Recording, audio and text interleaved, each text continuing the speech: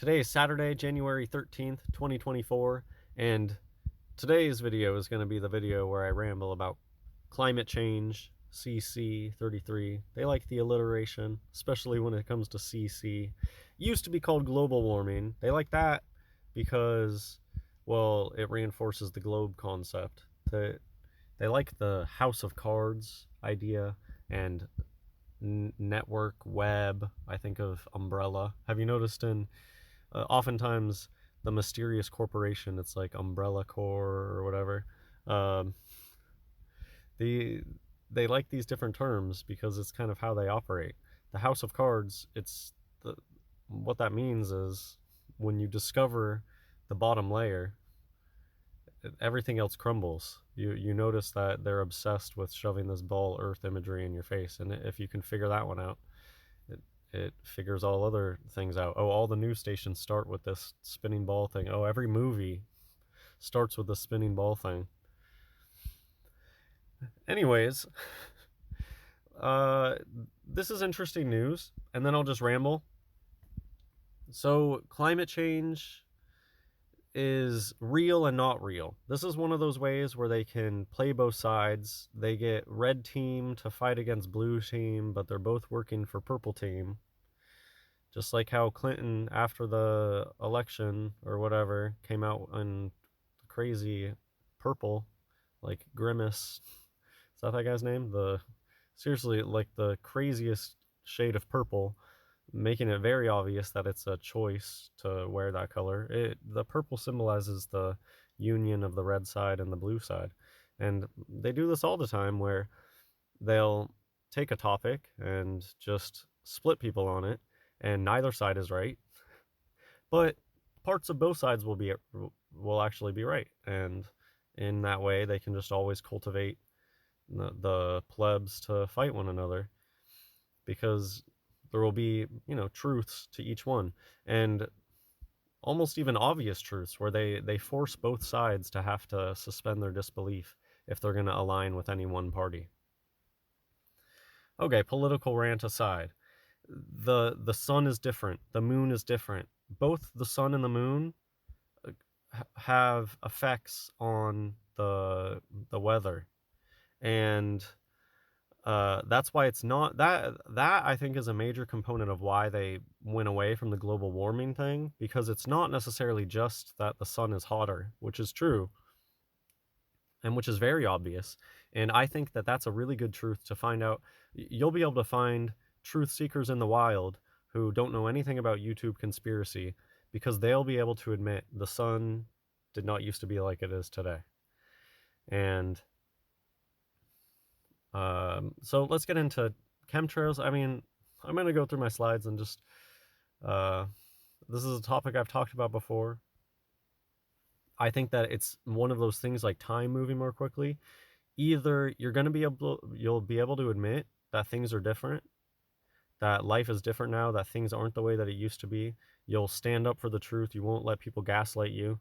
Just like the chemtrail thing, they obviously exist.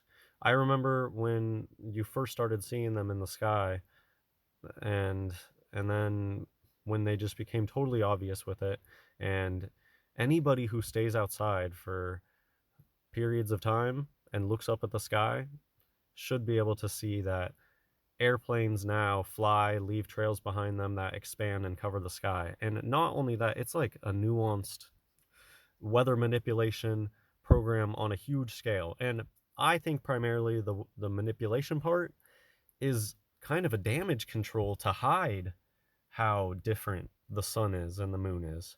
Oftentimes you see them spraying at sunrise and sunset, and driving isn't what it used to be. You need to wear sunglasses now all the time. I never used to wear sunglasses, and I grew up in Southern California. And now I'm in Oregon, and I have to wear sunglasses year round. The sun is white. It used to be yellow. I could go on and on. But here, this shows you that there's some fringe infighting. Those in control, it's a game that they play. And game players, sometimes they'll go out on a limb and try something that the general public isn't that into, or that Sometimes even people in academia will do this, but it's fringe because the likelihood is that you're going to be shunned, mocked, booted out. They'll pull your licenses, or that's the general thing that happens if you go against the machine. If you become uh, kind of a wrench in the cogs of the machine, they often just boot you out. But every once in a while, they'll adopt somebody's new idea and run with it. So I guess Texas, and a lot of times these things are politically motivated. See, Texas, very conservative, so they're going to be the ones pushing this because this is definitely a conservative topic.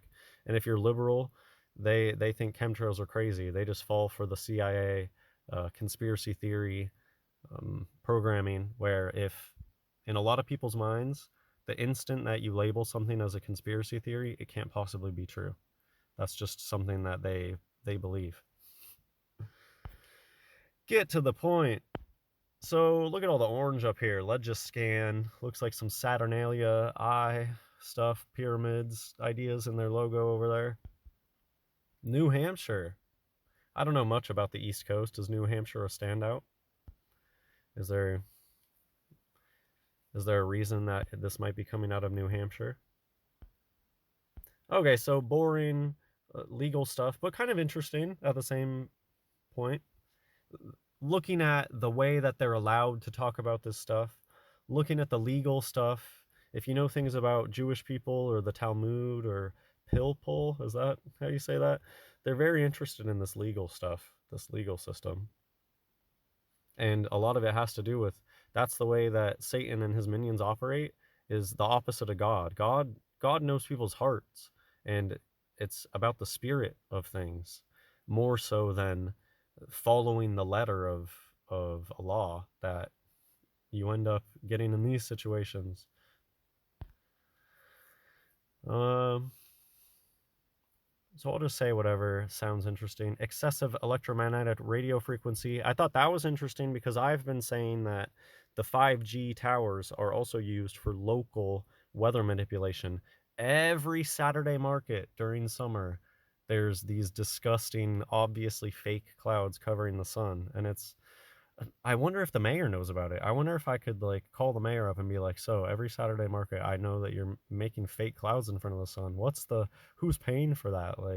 Where maybe they get government funding to try these things out in a city. Like maybe the city gets a big paycheck from the government to try out this system and to get all these towers built." And so yeah, let me know if you guys have this in your city where a lot of the clouds, you can tell it looks like radio interference, or the interference patterns. The clouds are so often fake, smushy looking with interference patterns. And every Saturday market, when that blazing hot new sun is out, it's a nice little protective layer for the market goers. A lot of programming out there too to tell people don't look up type things. Stay looking at your cell phone. You can pause and read these. I already said most of it. So yeah, to me, what's interesting is the specific words that they choose to use. Stuff like "if you can prove it" was talked about at certain points. So Isaiah chapter 30, verse 26. This is the thing that I think should always be brought up. If people are talking about climate change or global warming, whatever you want to call it, I think that people need to go to the Bible and learn about Isaiah. This is Isaiah end times prophecy. You could read the chapter and the chapters around it to get more context, but this is when Isaiah was talking about end times. Isaiah had many visions from God and prophesied about the end of the world way back. So, Isaiah chapter 30, verse 26. Moreover, the light of the moon shall be as the light of the sun, and the light of the sun shall be sevenfold, as the light of 7 days, in the day that the Lord bindeth up the breach of his people, and healeth the stroke of their wound. So that's talking about end times. This is the end there, where it bindeth up the breach of his people and healeth the stroke of his wound. I believe that's poetic language talking about in the end. In the end, it says we're not going to cry anymore. And that's when our wounds are going to be healed. And if you go read the chapter, the context makes it clear this is the end of the world. So this, I think, really sets our generation apart, that we have seen the moon get brighter. The moon is so bright now. Remember when supermoons popped out of nowhere? And then every moon was a supermoon. And now the moon is so bright, just go look at it. Next time the moon is out, go look at it. It didn't used to be like that. The moon used to be smudgier looking and gray, or more dull gray looking. The moon that I remember from childhood. And maybe sometimes it was brighter back then, but in general it wasn't. Nowadays it's just so bright, and it throws off glare. You'll see rings, like different colored rings around it. It's pretty spectacular. I think that this is a really good topic to see people that are awake to certain levels. Maybe they don't do YouTube conspiracy, maybe they don't do mainstream conspiracy, but you're going to be able to find people that are like, I know that the sun didn't used to be like this. And you'll find them all over. And I think that they need to learn about Isaiah. If they aren't already followers of Christ, they should learn about the Bible, learn about end times prophecy, see that Isaiah talked about this. In the end, the moon's going to get brighter, the sun's going to get brighter. To me, I also connect with this with, there's other places in the Bible that talk about end times, and the moon and the sun start going, like, turning off. So that also, I think, makes sense with, it's like when a light bulb starts getting too much energy put into it, it might get brighter and brighter and brighter until it finally just explodes. I believe that the sun and the moon are lights, not cheese or hunks of rock. So I believe it's possible that, yeah, the end result of they keep getting brighter and brighter and brighter, they're eventually going to turn off. And I think that'll be a pivotal moment in the fake alien invasion. They'll be able to say that the aliens turned the sun off, the aliens took away the moon. Like, who knows what they're going to do. Yeah, the sun's different. You can read that if you want. Children, we know to draw the sun as yellow. An interesting thing to, I don't know, it was kind of hard to research this. I looked for a BitChute video, but it was playing really badly. BitChute is horrible. That is a shill. Always be wary of being brought off to another location by people. That was like, you know how YouTube, oh no, the censorship on YouTube's cracking down. Everybody, let's move ship to this other place. That's, be skeptical of that. That happened when I learned about that was on Reddit, when you would try to post interesting things to bigger subreddits, and they instantly delete your post and they say, oh, that doesn't follow our rules. You got to go post in this other subreddit that's like related, but not nearly as many people viewing it. Classic shill technique. And anyways, that was just BitChute is terrible. It is an awful platform.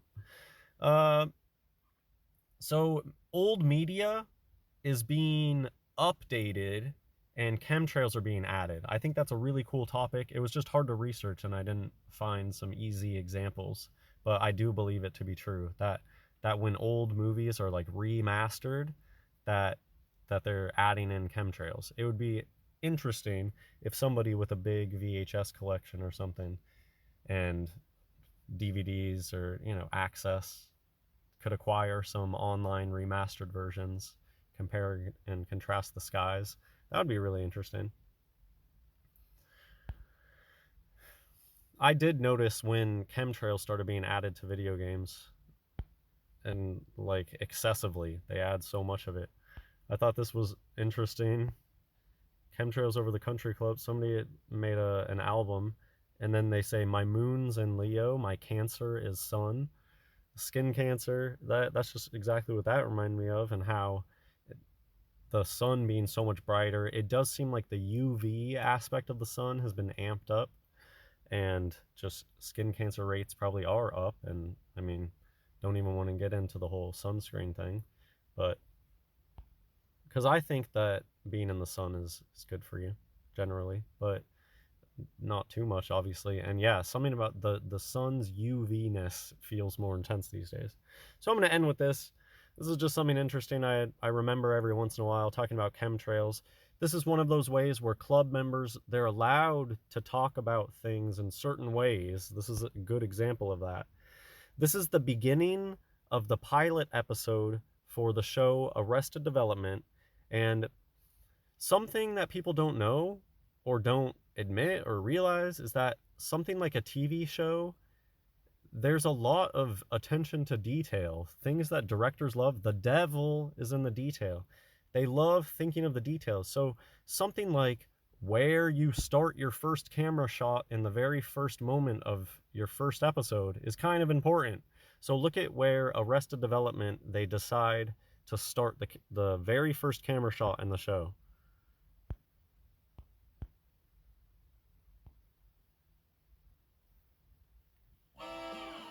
They start focused on a chemtrail.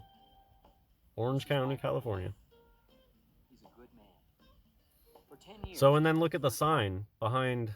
And this show, Arrested Development, is such a Baffo Club, Orange 33 Club show. And if you watch it and you pay attention to you'll notice that it's almost like more thought was put into putting details into the background that are funny gag jokes than the show itself, almost. Uh, and that's how they operate. And look at the sign in the back, Happy Trails, partner. And yeah, they're probably talking about the chemtrail that they just panned from in the very beginning. Okay, that's it for this video. Hope you enjoyed. God bless everyone.